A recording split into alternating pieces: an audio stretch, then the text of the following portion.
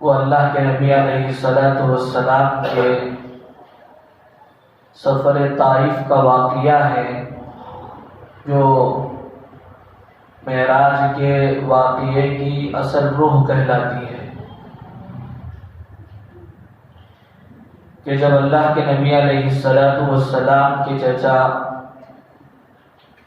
خواجہ ابو طالب کا وصال ہو گیا، انتقال ہو گیا، اور پھر چند ہی دنوں کے بعد آپ کی غمگسار بیوی، آپ کو ہر موقع پر ساتھ دینے والی، انتہائی خوش مزاج، مفرحۃ القلوب، مفرحۃ القلب جسے کہتے ہیں، اس بیوی کا بھی یعنی حضرت خدیجہ رضی اللہ عنہا کا بھی وصال ہو گیا، انتقال ہو گیا، جس سال کو آپ نے عام الحزن کہا، غم کا سال۔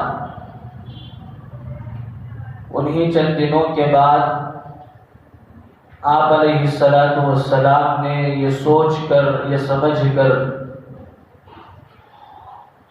کہ کفار مکہ کی جو اذیتیں ہیں، جو تکلیفیں ہیں،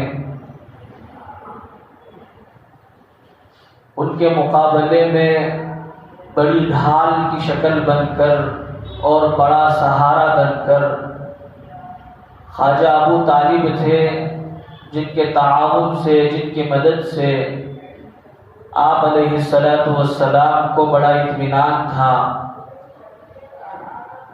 اب جب وہ ظاہری سہارا بھی ختم ہو گیا اور گھر کے اندر رہنے والا عظیم سہارا جب وہ بھی آپ کو داغ مفارقت دے گیا،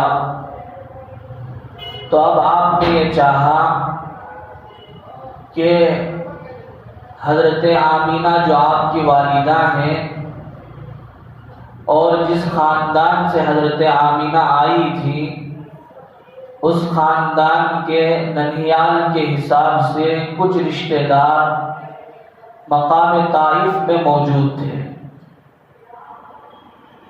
تو حضرت جناب محمد الرسول اللہ صلی اللہ علیہ وسلم نے یہ بات سوچی کہ اگر طائف کے مقام پر پہنچا جائے اور وہاں جا کر اللہ کے دین کی تبلیغ کا کام کیا جائے اور اللہ کے بندوں کو اللہ کے اس عظیم دین کی طرف، جس میں اللہ نے تمام انسانوں کی کامیابی کو چھپا کر رکھا ہے، اس عظیم دین کی طرف لوگوں کو بلایا جائے۔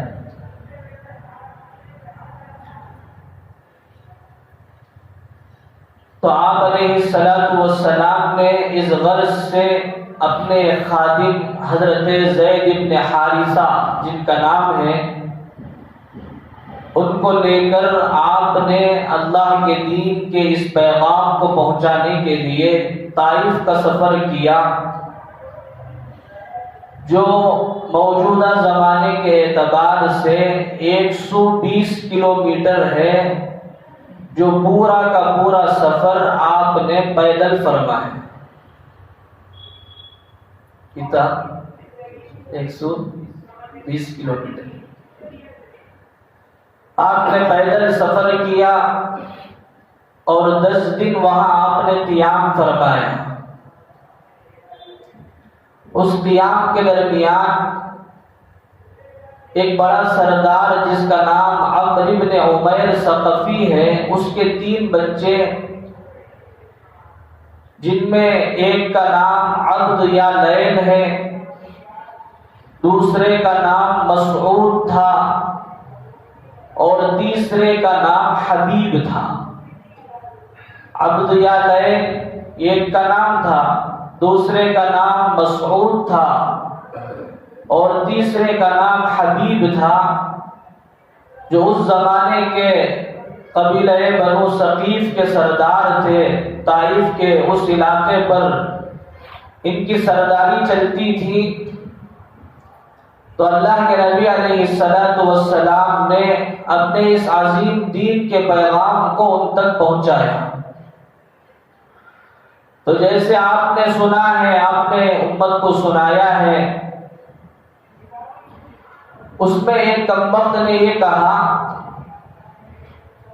کہ کیا آپ کے علاوہ کوئی دوسرا نہیں ملتا تھا، نعوذ باللہ، کہ اس کو چھوڑ کر اللہ نے آپ کو نبی بنایا ہے؟ اس لیے کہ چونکہ خاندان کے مراسم تھے، خاندان کے تعلقات تھے، وہ آپ کے پس منظر کو جانتے تھے، وہ یہ سمجھتے تھے نعوذ باللہ کہ کسی بچے کا بچپن میں اس کے والد کا انتقال ہو جانا یہ اس بچے کے لیے نعوذ باللہ ثم نعوذ باللہ یہ گونا نحوست ہے، اور اسی بچپن میں اس کی والدہ کا بھی وصال ہو جائے اور یتیمی غربت کی حالت میں جس بچے نے فقر و فاقے میں اپنی زندگی بسر کی ہے اس کو ایک الگ ہی نگاہ سے دیکھا جاتا تھا۔ تو اس لیے یہ بات کہی کہ آپ کے علاوہ، تمہارے علاوہ کوئی دوسرا نہیں ملتا تھا، یا اللہ کو ملا نہیں تھا کہ وہ اس کو چھوڑ کر تم کو نبی بنا کر بھیج دیا۔ اور دوسرے بدبخت نے یہ کہا کہ اگر اس پروردگار نے، جسے وہ پروردگار سمجھتے تھے، اس نے اگر تم کو نبی بنایا ہے، نعوذ باللہ جملے کہتے ہوئے بھی ڈر لگتا ہے، اگر اس نے تم کو نبی بنا کر بھیجا ہے، جب تو اس نے خانہ کعبہ کی بڑی توہین کی ہے۔ دوسرے نے یہ جملہ کہا، اور تیسرا یہ کہنے لگا کہ مجھے تو آپ سے بات ہی کرنی نہیں ہے، مجھے آپ سے کوئی سروکار نہیں، اس لیے کہ آپ اگر اپنے دعوے میں جھوٹے ہیں تو میں جھوٹے شخص سے بات کرنا نہیں چاہتا، اور آپ اگر سچے بھی ہیں اور آپ اگر سچے نکلے، اس نے کہا کہ اگر آپ سچے نکلے تو آپ سے بات کی جائے، کوئی گستاخی والا جملہ میری زبان سے نکل جائے تو تعظیم کے خلاف ہوگا، اور میرے باپ دادا اور نسلوں سے جن باتوں کو میں سنتا چلا آیا ہوں وہ باتیں میرے دل و دماغ میں ایسی بیٹھی ہوئی ہیں کہ ان کے خلاف کوئی جھوٹا تو جھوٹا، کوئی سچا آ کر بھی بولے، جب بھی میں اس کو ماننے کے لیے تیار نہیں، لہذا مجھے آپ کی بات سننی ہی نہیں ہے۔ یہ باتیں ان تینوں نے کہی، اور اس کے بعد فوراً یہ کہا کہ آپ یہ علاقہ چھوڑ کے، یہ شہر چھوڑ کے چلے جائیں، جس کے صدقے میں اللہ نے پوری کل کائنات کو بنایا تھا، اسے ایسا عظیم سانحہ پیش آیا، ایسا عجیب صدمہ پیش آیا کہ ان سے یہ کہا گیا کہ آپ یہ علاقہ چھوڑ کے چلے جائیں، اور جب آپ چل رہے تھے، نکل رہے تھے، تو ان بدبختوں نے یہ کیا کہ آپ علیہ الصلوۃ والسلام کے پیچھے چند اوباشوں کو، لڑکوں کو، نوجوان لڑکوں کو آپ کے پیچھے لگا دیا، اس میں بعض کی یہ ذمہ داری طے کی کہ وہ آپ کو گالیاں دیں، بعض تالیاں پیٹیں، اور بعض آپ کو پتھر ماریں۔ ایک لمبا وقفہ ایسا گزرا، اور لمبے مقام تک، بہت دور تک ان لوگوں نے آپ پر پتھر برسائے۔ یہاں تک لکھا ہے مورخین نے کہ ایک مرتبہ ایسا بھی ہوا کہ جب ان شریروں نے آپ پر پتھر برسانا شروع کیا تو جو آپ کے ساتھ آپ کے غلام حضرت زید بن حارثہ تھے وہ آپ کی ڈھال بن کر سامنے آ گئے تو وہ پتھر بجائے آپ کو لگنے کے حضرت زید بن حارثہ کو لگا ہے، جس کی وجہ سے حضرت زید بن حارثہ کا سر زخمی ہو گیا۔ تو آپ نے اللہ کے اس عظیم دین کو پہنچانے کے لیے پتھر کھائے، گالیاں سنی اور تالیاں پیٹی گئی آپ کے پیچھے، آپ کے خلاف۔ اب آپ لوٹتے لوٹتے تقریباً مورخین نے لکھا ہے کہ 3 کلومیٹر کا عرصہ دشمن نے آپ کو بھگایا ہے، آپ کو دوڑایا ہے، نوجوانوں نے آپ کو بھگایا، آپ کو پتھر مارے، گالیاں دی، تالیاں پیٹی، اور حتیٰ کہ آپ کے نعلین مبارک، جوتے مبارک خون سے رنگین ہو گئے تھے۔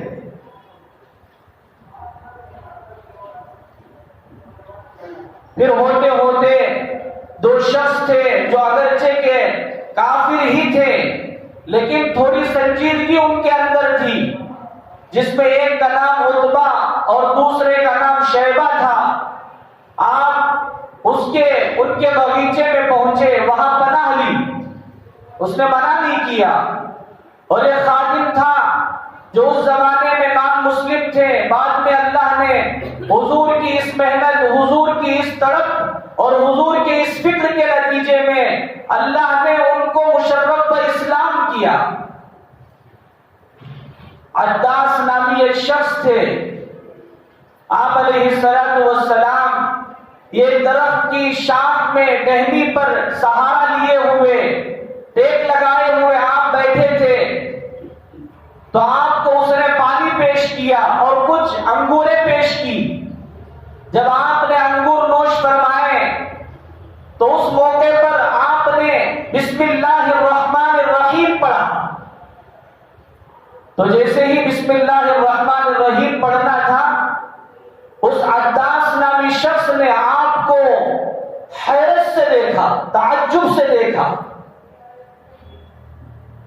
تو آپ نے اس کی حیرت کو دیکھ کر پوچھا کہ من انتا وہی من انتا، کہ تم کون ہو اور تم کہاں سے آئے ہو؟ تم عرب کے نہیں لگتے، تم اس طائف کے علاقے کے نہیں لگتے، تم کہاں کے ہو؟ تو اس شخص نے کہا کہ میں نینوا کا ہوں۔ تو آپ نے فرمایا اچھا، میرے صالح بھائی، میرے نیک متقی بھائی حضرت یونس علیہ السلام کے شہر سے ہو؟ کہ نبی آپس میں بھائی ہوتے ہیں۔ تو اللہ کے نبی علیہ السلام نے جیسے ہی حضرت یونس علیہ السلام کا نام لیا تو اس شخص نے یہ کہا کہ آپ کون ہیں؟ تو حضرت جناب محمد رسول اللہ صلی اللہ علیہ وسلم نے فرمایا کہ میں تو محمد ہوں۔ تو اب عداس نے کہا کہ میں نے تورات میں آپ کا نام پڑھا تھا، اور جب جیسے ہی آپ نے ہمارے علاقے کے گزرے ہوئے نبی حضرت یونس علیہ السلام کا نام آپ نے لیا، جب ہی میں سمجھ گیا کہ آپ کوئی عام انسان نہیں ہیں، آپ جھوٹے نہیں ہیں، بلکہ اس وقت کے آپ اللہ کے پیغمبر ہیں، کہ آپ اللہ کے نبی ہیں۔ تو آپ نے فرمایا کہ ہاں میں اللہ کا نبی ہوں۔ تو اس عداس نامی شخص نے آپ کے ہاتھ پر اسلام قبول کر لیا۔ اسی زمانے میں، اسی وقت حضرت جبرائیل علیہ السلام تشریف لائے، اور حضرت جبرائیل علیہ السلام نے اپنے ساتھ فرشتوں کی ایک جماعت، جس میں 2 بڑے بھاری بھرکم فرشتے آپ کے ساتھ تھے، حضرت جبرائیل نے آپ علیہ السلام کو طائف کے علاقے میں اطراف و اکناف جو پہاڑ ہیں، جن 2 پہاڑوں کے درمیان وہ طائف کا علاقہ بسا ہوا تھا، ان 2 پہاڑوں کی طرف اشارہ کر کے آپ نے فرمایا، حضرت جبرائیل نے آپ سے عرض کیا کہ اے محمد،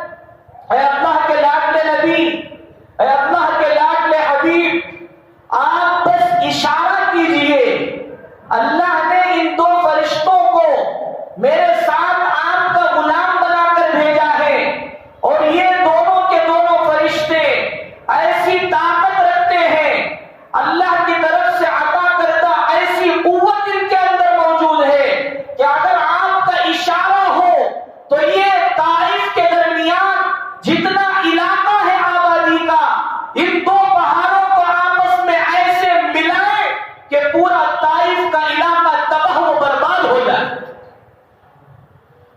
اور جنہوں نے آپ کے خلاف تالیاں پیٹی، آپ کو گالیاں دی، آپ پر پتھر برسائے، وہ سب کے سب چکنا چور ہو جائیں، سب ہستی سے مٹ جائیں، قیامت تک ان کا نام و نشان انسانوں کی تاریخ میں ایسے قلم کے ساتھ نکلے کہ پھر وہ انسانیت کے لیے، پوری مخلوق کے لیے وہ مقام عبرت بن جائے۔ آپ بس دعا کیجئے، اشارہ کیجئے، آپ کے اشارے پر ان سب کو ہلاک و برباد کر دیا جائے گا۔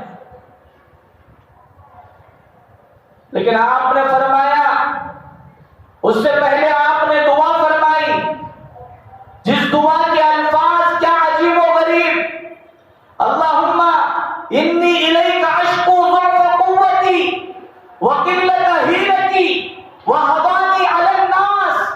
آپ نے فرمایا اے اللہ یہ تو نادان ہے، یہ جانتے نہیں، یہ میرے مقام سے واقف نہیں، یہ میری عظمت سے واقف نہیں، یہ میری شان، یہ میرے مقام سے نابلد ہے، ناشنا ہے۔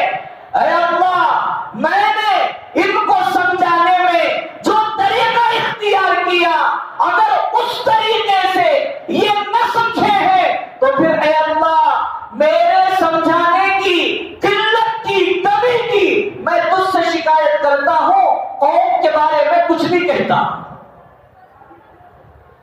اللہم انی اشکو الیک ضعف قوتی، میرے سمجھانے میں جو دلائل ہونے چاہیے تھے، جو قوت ہونی چاہیے تھی، اس میں کمی آ گئی، میں سمجھا نہیں سکا، میں ان سرداروں کو مطمئن نہ کر سکا، میں اپنی دعوت کو کون نبی جس کے صدقے میں آدم بنے، جس کے صدقے میں ادریس بنے، جن کے صدقے میں شیش بنے، جن کے صدقے میں بڑے سے بڑے اولو العزم پیغمبروں کو اللہ نے جن کے صدقے میں دنیا میں مبعوث فرمایا، اس سے بڑا افصح اللسان کون ہوگا، اس سے بڑا بلیغ اللسان کون ہوگا، اس سے بڑی بہترین تقریر کرنے والا کون ہوگا کہ جب آپ تقریر کیا کرتے تھے صحابہ ایسے بیٹھتے جیسے ان کے سروں پر پرندے بیٹھے ہوں اور پرندے اڑے نہیں،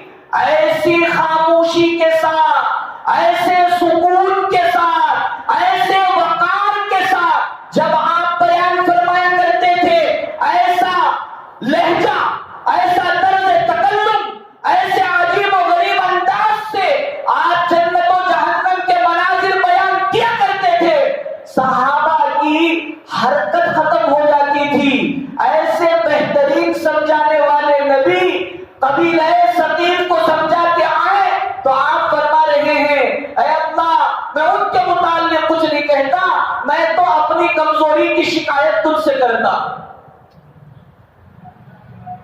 وقلت حیلتی،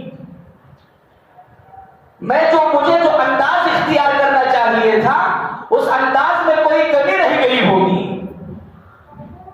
وَحَوَالِي عَلَى النَّاسِ، الفاظ آپ نے فرمائے، اس کے بعد فرمایا اے اللہ آپ نے مجھے کس کے حوالے کر دیا، بیگانے کے، اجنبی کے، جس نے مار مار کر میرا حال برا کر دیا، میرے نالین، میرے دونوں جوتے خون سے رنگین ہو گئے۔ پھر آگے فرمایا اللہم اغفر لہم، اس کے باوجود اے اللہ میری تجھ سے یہی فریاد ہے کہ ان کی مغفرت فرما، فإنہم لا یعلمون، اس لیے کہ وہ مجھے نہیں جانتے۔ انہوں نے گالیاں دی، مجھے نہیں جانتے، انہوں نے مارا، مجھے نہیں جانتے۔ اور پھر ان فرشتوں کو یہ کہا کیا اللہ نے مجھے بعثت نبی الرحمہ، تاریخ میں الفاظ ملتے ہیں کہ آپ نے یہ فرمایا کہ میں دنیا میں مبعوث ہوا ہوں، رحمت بنا کر، زحمت بنا کر نہیں بھیجا گیا۔ بد دعا دینے کے لیے اور اپنی امت کو ہلاک کرنے کے لیے، اپنی امت کو تباہی کے دہانے پر ڈھکیلنے کے لیے اللہ نے مجھے نہیں بھیجا۔ اللہ نے تو مجھے یہ خطاب کیا، وَمَا أَرْسَلْنَاكَ إِلَّا رَحْمَةً لِّلْعَالَمِينَ، کہ ہم نے آپ کو کل کائنات کے لیے رحمت بنا کر بھیجا۔ میں رحمت ہوں، اس لیے میں کہتا ہوں کہ اگر ان میں سے اس وقت کوئی میرے اس عظیم دین کے پیغام کو قبول نہ کرے، کوئی بات نہیں، آئندہ ان کی نسلوں میں اللہ میری محنت کو، دین کی محنت کرنے والوں کو، ایمان کے کسی بھی شعبے میں محنت کرنے والے کی محنت کو اللہ ضائع نہیں کرتے، اسے برباد نہیں کرتے، اسے ختم نہیں کرتے۔ فی الوقت اگر نتیجہ نہ ملے، اللہ بعد میں نتیجہ دیتے ہیں، اللہ بعد میں پھل دیتے ہیں۔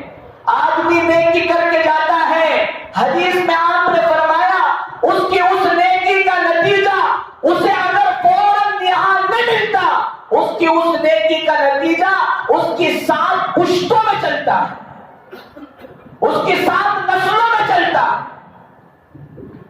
اور دلیل کے طور پر 16ویں پارے میں اللہ تعالیٰ نے جو ان 2 بچوں کا ذکر جن کی دیوار ٹوٹ کر گر گئی تھی، حضرت خضر علیہ السلام نے ان کی دیوار کو بنایا، اللہ کے نبی علیہ السلام نے اس کی تفسیر میں یہ بات ارشاد فرمائی، اگر خاندان کا کوئی ایک انسان نیک ہوتا ہے، اللہ کا متقی فرما بردار بندہ ہوتا ہے، اللہ اس کی 7 نسلوں میں اس کی نیکی کو، اس کے تقوی کو اللہ چلاتے ہیں۔ تو آپ نے دعا کی اور آپ نے کہا کہ ان کو ہلاک نہ کیا جائے۔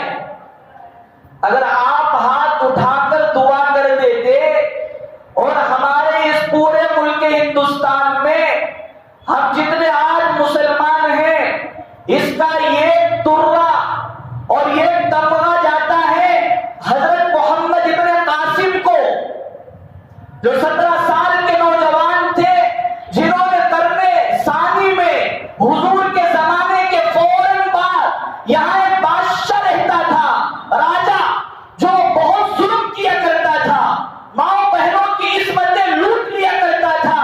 جب حضرت قاسم نے، محمد ابن قاسم نے یہاں کے ان حالات کو سنا، راتوں کی نیندیں ان کی اڑ گئی اور اس علاقے کو فتح کیا۔ ہمارے ملک ہندوستان کو فتح کرنے والے پہلے زمانے میں حضرت محمد ابن قاسم تھے، تو وہ محمد ابن قاسم ثقفی اسی قبیلے بنو ثقیف طائف کے علاقے کے تھے۔ اگر آپ دعا کر کے ہلاک کر دیتے تو پھر ہندوستان کا علاقہ، اس میں مسلمانوں کی اکثریت اور مسلمانوں کی اتنی تعداد اور ان کی نسلوں میں دین و ایمان کا جو سلسلہ، نبی کی نگاہ، عام انسان کی نگاہ تو نہیں ہے کہ جس علاقے سے جنت کی خوشبو آ رہی ہے، جس ملک سے جنت کی ایمان کے ہواؤں کی مہک آ رہی ہے، اس مہک کو اس علاقے تک وہ لے کر جائے گا جس علاقے سے نبی پتھر کھا کر آئے۔ تو یہ واقعہ ہوا اور ایک موقع پر حضرت عائشہ رضی اللہ عنہا نے آپ سے پوچھا، جیسے میں نے گزشتہ بھی عرض کیا کہ اللہ کے نبی، آپ کو سب سے زیادہ تکلیف غزوہ احد میں ہوئی ہوگی، اس لیے کہ آپ کے دندان مبارک شہید ہوئے اور بہت زیادہ آپ پر حالات آئے۔ تو آپ نے مختصر یہ فرمایا کہ اے عائشہ، اگر طائف کے اس سفر کی تکلیف کو یہ پلڑے میں رکھ دی جائے اور زندگی بھر کی تمام تکالیف کو دوسرے پلڑے میں رکھ دی جائے تو طائف کی تکلیفیں بڑھ جائیں۔ تو اتنی تکلیفوں کے بعد پھر اللہ نے کتنا بڑا مقام عطا کیا۔ ویسے سب نبیوں کو اللہ نے معراج اپنے اپنے لحاظ سے، اپنے اپنے وقت کے اعتبار سے اللہ نے بیشتر انبیاء علیہ السلام سے متعلق علماء نے لکھا ہے کہ سب کو اللہ نے معراج عطا فرمائی۔ کس طرح کہ حضرت موسیٰ علیہ السلام کو اللہ نے کوہ طور پر معراج عطا فرمائی، حضرت عیسیٰ علیہ السلام کو اللہ نے ماں کی گود میں جب وہ بچے تھے، 3 دن کے بچے تھے، اس موقع پر اللہ نے ان کو معراج عطا فرمائی کہ وہ اللہ کو گویا دیکھ رہے تھے اور اس لحاظ سے وہ کہہ رہے تھے اتنی عبداللہ آتانی الکتاب وجعلنی نبیا، کہ میں اللہ کا بندہ ہوں، اللہ نے مجھے کتاب عطا فرمائی۔ اس موقع پر اللہ نے ان کے مقام کے لحاظ سے معراج عطا فرمائی۔ حضرت یوسف علیہ السلام کو اللہ نے کنویں میں معراج عطا فرمائی، حضرت ابراہیم علیہ السلام کو نار نمرود میں اللہ نے معراج عطا فرمائی۔ لیکن جب پیغمبر دو جہاں حضرت جناب محمد رسول اللہ صلی اللہ علیہ وسلم کے معراج کا موقع آیا، معراج کی باری آئی، تو اللہ نے اپنے لاڈلے نبی کے مقام کو ظاہر کرنے کے لیے اللہ نے اپنے عرش پر بلایا، اللہ نے اپنے عرش پر بلایا کہ آپ علیہ السلام حضرت ام ایمن کے گھر تشریف فرما تھے۔ اس موقع پر 2 فرشتے کئی فرشتوں کی جماعت کو لے کر، ایک حضرت جبرائیل علیہ السلام اور دوسرے حضرت میکائیل۔ ارے سننے والے سونے والے بھی بولو ذرا، کون کون؟ حضرت، ارے بولو، جبرائیل علیہ السلام، دوسرے حضرت میکائیل علیہ السلام، یہ دونوں فرشتے۔ آپ نے فرمایا میرے آسمان میں 2 وزیر ہیں اور میرے زمین پر 2 وزیر ہیں۔ زمین کے 2 وزیر حضرت ابو بکر رضی اللہ عنہ، حضرت عمر رضی اللہ عنہ، اور آسمان کے 2 وزیر حضرت جبرائیل علیہ السلام اور حضرت میکائیل علیہ السلام، دونوں تشریف لائے۔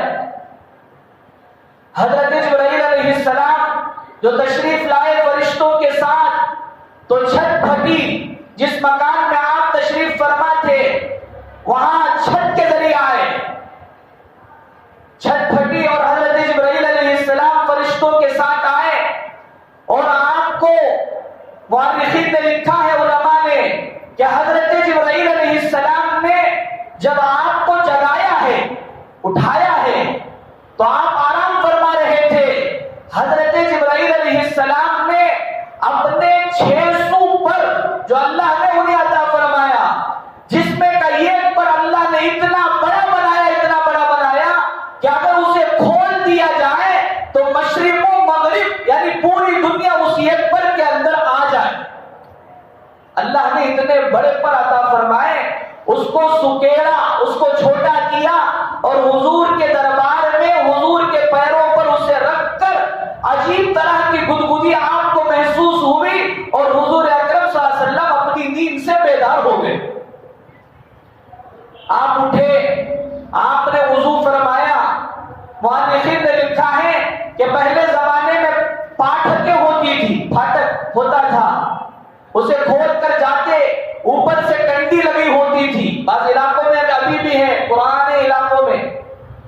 تو آپ علیہ السلام معراج کا پورا واقعہ آپ نے گزار کر جو آپ تشریف لائے، اللہ نے پورے عالم کے نظام کو آپ کے معراج کے اس واقعے تک اللہ نے روک کر رکھ دیا تھا۔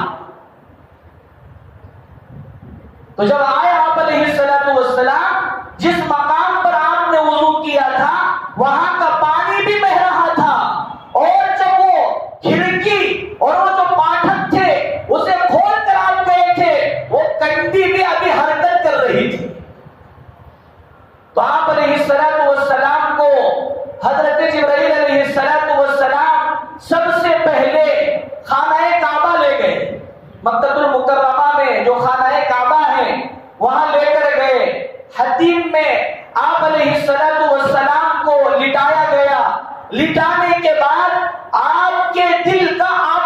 آپریشن کیا گیا، اور آپریشن کا تو پریشان ہو جا رہے. اسپیشلسٹ کون ہے؟ حضرت جبرائیل علیہ السلام. اور آپ کے دل کا آپریشن ہوا، شق صدر ہوا. کیا مطلب ہے شق صدر کا؟ کہ آپ علیہ السلام کے سینہ مبارک کو، آپ کے سینے کو چاک کیا گیا، اور قلب اطہر کو، آپ کے دل کو نکال کر جنت سے سونے کا ایک تشت لایا گیا تھا. اس سونے کے تشت میں رکھ کر اسے آب زمزم سے دھو کر پھر آپ علیہ السلام کے دل میں اس کو فٹ کیا گیا. یہ واقعہ ہوا ہے، اور یہ آپ علیہ السلام کی زندگی میں 4 مرتبہ ہوا. سب سے پہلے جب آپ کی عمر 4 سال کی تھی اس وقت یہ واقعہ پیش آیا، اور دوسری مرتبہ جب آپ علیہ السلام 10 سال کے تھے اس موقع پر بھی یہ واقعہ پیش آیا، اور تیسری مرتبہ جب آپ کو نبوت دینے کا موقع آیا 40 سال 1 دن کا عرصہ، اس موقع پر بھی آپ کے سینے کو چاک کیا گیا، قلب اطہر کو، دل کو نکال کر جنت سے لائے گئے اس تشت میں رکھ کر آب زمزم سے دھو کر اسے پھر فٹ کیا گیا. اور یہ 4تھا موقع تھا معراج کے واقعے کے متعلق. اس موقع پر بھی اللہ کے نبی علیہ السلام کے قلب اطہر کو نکال کر آب زمزم سے دھو کر اسے دوبارہ فٹ کیا گیا. اب اس میں کیا حکمتیں ہیں؟ کئی کو اللہ کرے، اللہ بہتر جانتے ہیں اللہ نے کیوں کیا، اللہ بہتر جانتے ہیں.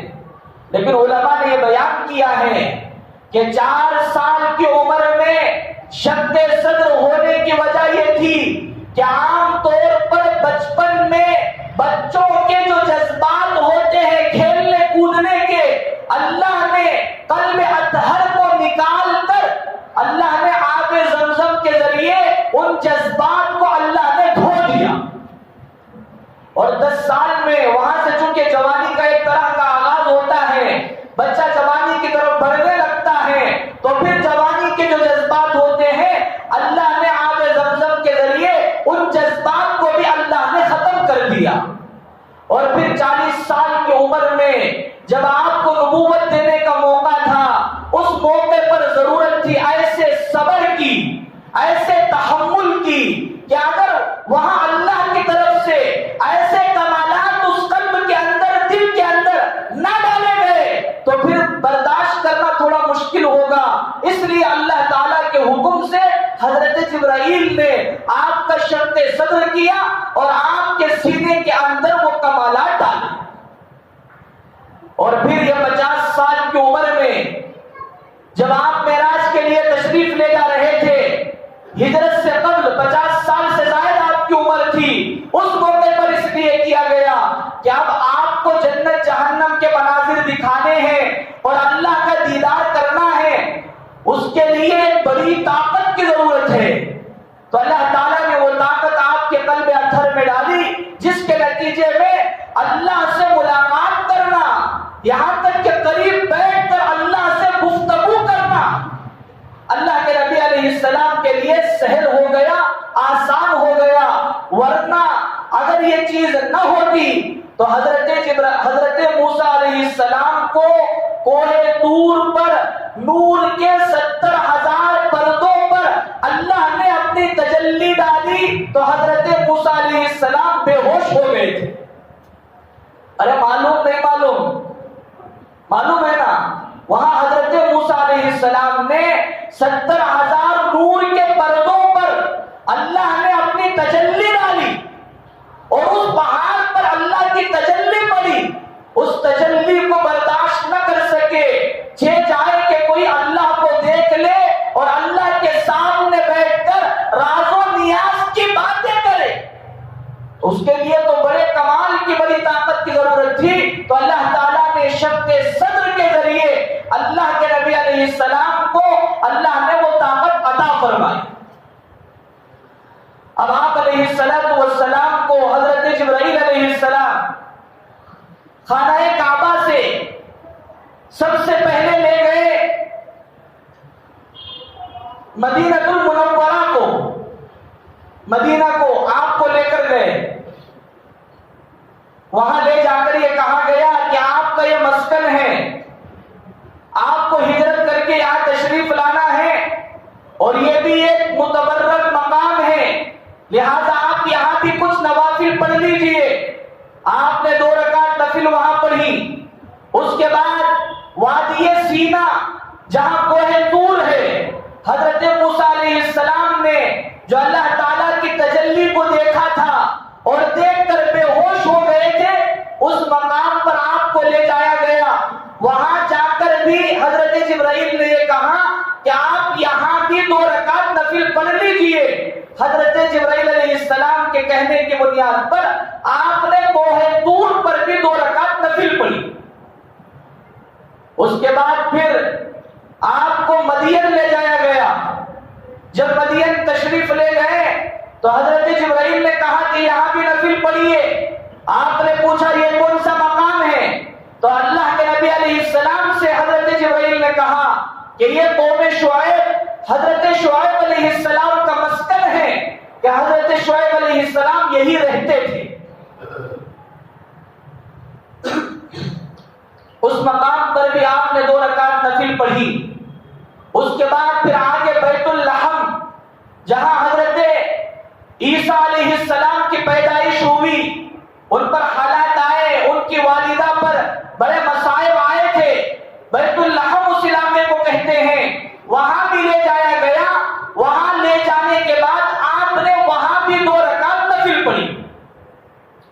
اب اس کے بعد یہ دنیا کے اس سفر میں معراج سے پہلے اسراء کا جو واقعہ ہوا کہ راتوں رات اللہ نے یہ کہا کہ مسجد حرام سے مسجد اقصیٰ لے گئے، تو اب آخری منزل دنیا کے اس سفر کی آخری منزل بیت المقدس تھی۔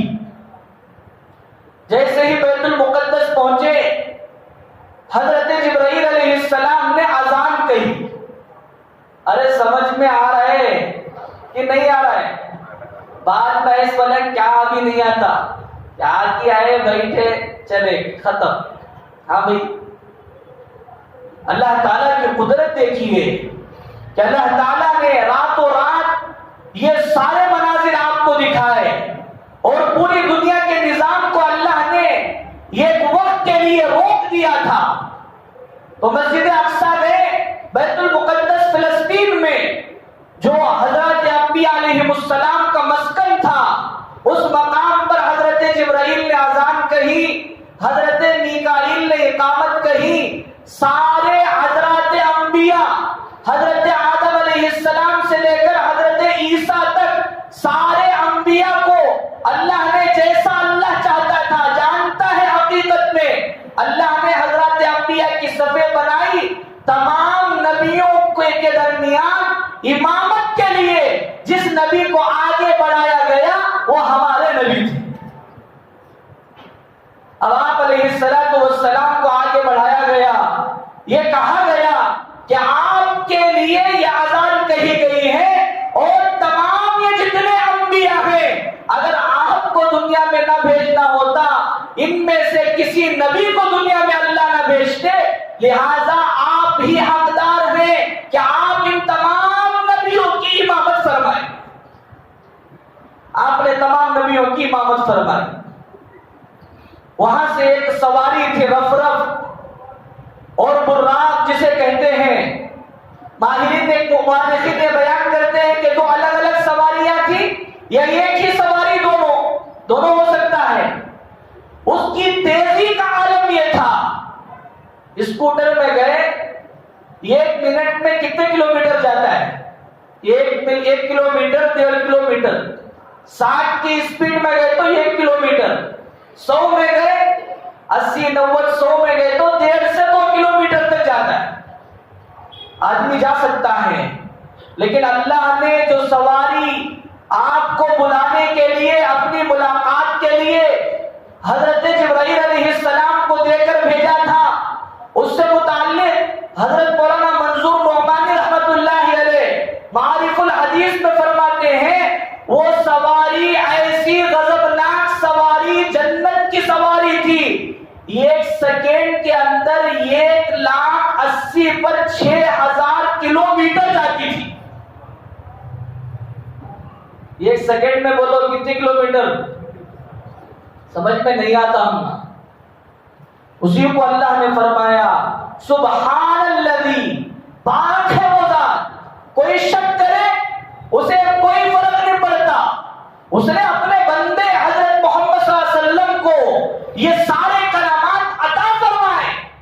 سبحان ہے وہ، اس کی ذات پاک ہے. کوئی اس چیز کو مانے جب بھی اسے کوئی فرق نہیں پڑتا، کوئی اگر نہیں مانتا جب بھی اسے کوئی فرق نہیں پڑتا.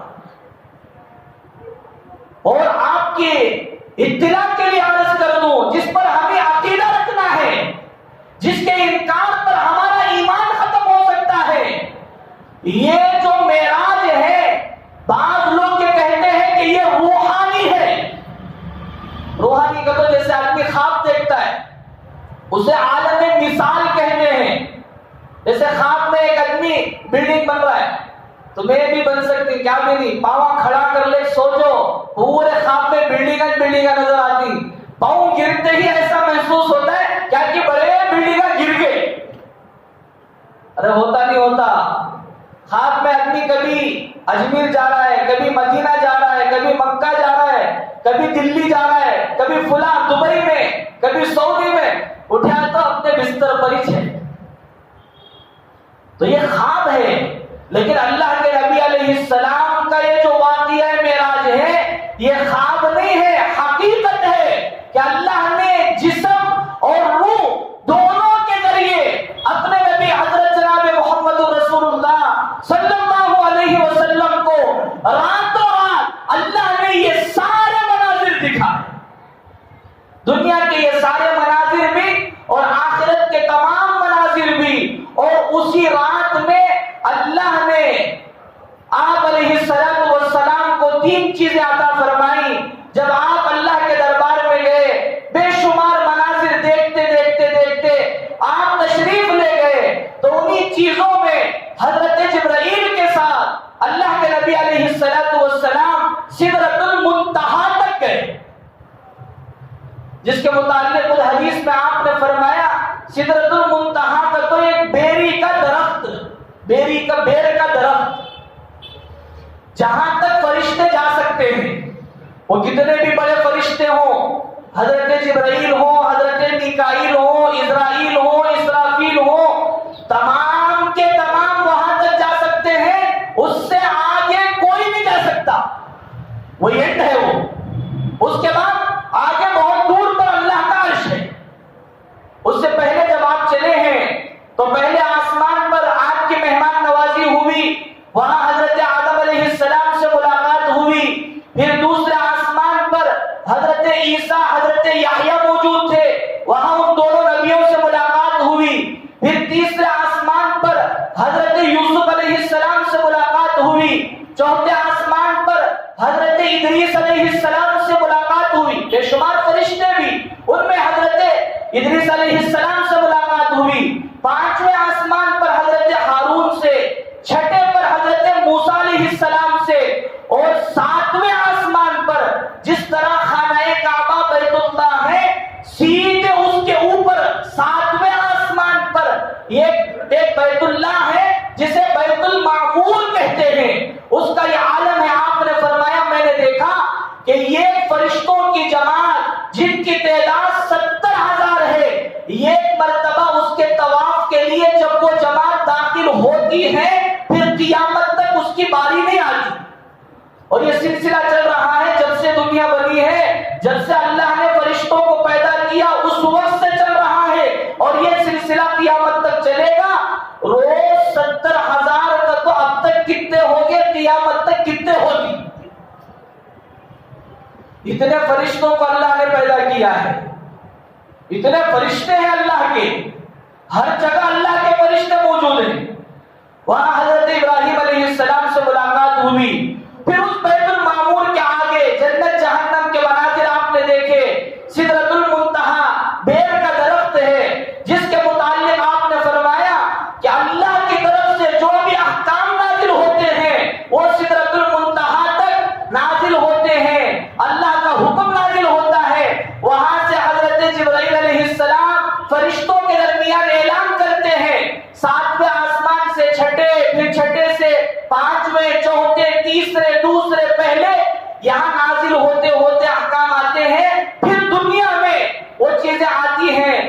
حتیٰ کہ اللہ اگر کسی بندے سے متعلق حدیث میں ہے، اعلان فرماتے ہیں کہ فلاں بندہ اپنے نیک اعمال کی وجہ سے میرا اتنا محبوب بن گیا ہے کہ میں اس سے محبت کرتا ہوں۔ اللہ اس اعلان کو سدرۃ المنتہا کے قریب نازل کرتے ہیں، وہاں سے حضرت جبرائیل لے کر اعلان کرتے ہیں کہ دنیا میں فلاں علاقے میں، گردھنڈی میں، گوری پڑلے میں، ریاض الجنہ کے اس علاقے میں یہ بندہ ہے، اس کے نیک اعمال کی بنیاد پر اللہ اس سے محبت کرتے ہیں، جس کے نتیجے میں جبرائیل اس سے محبت کرتا ہے، اے ساتویں آسمان کے فرشتوں تم اس سے محبت کرو۔ پھر ساتویں آسمان کے فرشتے چھٹے کو، چھٹے والے پانچویں کو، چوتھے کو، اس طرح پھر پہلے آسمان کے فرشتے، جتنے فرشتے دنیا میں ہیں ان تمام سے کہہ دیتے ہیں، حتیٰ کہ اللہ تعالیٰ ان فرشتوں ہی کے ذریعے انسانوں کے دلوں میں اس بندے کی محبت ڈال دیتے ہیں۔ یہ ہوتا ہے تو ملاقات ہوئی، اور اس سدرۃ المنتہا بیری کے درخت کے متعلق آپ نے کیا فرمایا اور اللہ تعالیٰ نے کیا چیزیں عطا فرمائی؟ تین چیزیں ویسے عطا فرمائی۔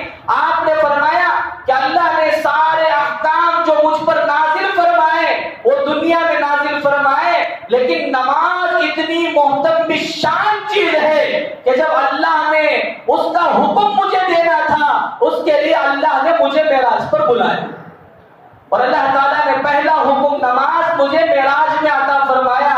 میں اللہ کے دربار میں پہنچا، سدرۃ المنتہا میں حضرت جبرائیل کا، میکائیل کا سہارا چھوٹ گیا، اب آگے میں گیا اللہ کے دربار میں عرش کے بالکل قریب، جیسے میں نے کہا فَكَانَ قَابَ قَوْسَيْنِ أَوْ أَدْنَىٰ، کمان ہوتا ہے جس سے تیر چلایا جاتا ہے، اس کے دو حصے ہوتے ہیں، ایک طرف اللہ بیٹھے ہیں، ایک طرف رسول اللہ بیٹھے ہیں۔ فَأَوْحَىٰ إِلَىٰ عَبْدِهِ مَا أَوْحَىٰ، اللہ نے جو کہنا تھا اپنے نبی کو وہ ساری باتیں کہی، راز و نیاز کی باتیں، اس میں سے کچھ باتیں آپ نے انسانوں کو کہی ہیں جس کو ہم جانتے ہیں، اس کے علاوہ اللہ اس کے رسول کے درمیان کیا باتیں ہوئی ہم اکثر باتوں کو نہیں جانتے۔ بالکل قریب ہوئے، اب دربار میں آپ پہنچے ہیں اللہ کے دربار میں، تو آپ نے یہ کہا التحیات للہ، جو تشہد میں پڑھتے ہیں، التحیات للہ والصلوات والطیبات، تمام زبانی عبادتیں، تمام بدنی عبادتیں اور تمام مالی عبادتیں، کہ آدمی مال خرچ کر جتنی عبادتیں کرتا ہے یہ سب کا سب اللہ کے لیے، اللہ کے دربار میں یہ لے کر پہنچے، اے اللہ میں نے آج تک جتنی اپنی زبان سے عبادت کی ہے، جتنی بدن سے عبادت کی ہے اور جتنا مال خرچ کر عبادت کیا ہے وہ سارا کا سارا آپ کے دربار میں پیش ہے، آپ کے لیے ہے۔ تو اللہ نے کہا ٹھیک ہے، قبول ہے، السلام علیک ایھا النبی، اے نبی جی آپ کی ساری عبادتیں، آپ کی ساری محنتیں قبول ہیں، آپ کی ان عبادتوں کے طفیل آپ پر ہمیشہ ہمیشہ کے لیے ہماری جانب سے سلامتی ہو۔ تو پھر اللہ کے نبی علیہ السلام کو اپنی امت یاد آ گئی، اس موقع پر آپ نے کہا اے اللہ جب آپ کی ہمیشہ ہمیشہ کی سلامتیں میرے اوپر ہیں، اے اللہ آپ اپنے نیک بندوں پر بھی کر دیجئے، السلام علینا وعلی عباد اللہ الصالحین، آپ کی یہ سلامتی مجھے بھی دو، میری امت آپ کے بندوں میں جتنے نیک بندے ہیں ان تمام پر بھی آپ کی سلامتی ہو۔ اللہ نے کہا ٹھیک ہے۔ پھر آپ نے گواہی دی اشہد ان لا الہ الا اللہ واشہد ان محمد عبدہ ورسولہ، یہ بات کی بات ہے، اتنی گفتگو عام ہے جو اللہ کے اور آپ علیہ السلام کے درمیان۔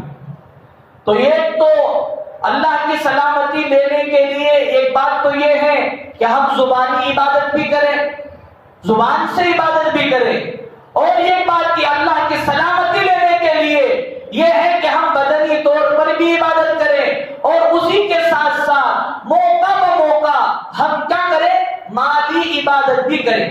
سب کریں گے انشاءاللہ؟ ارے بولو، اللہ سب کو قبول فرمائے۔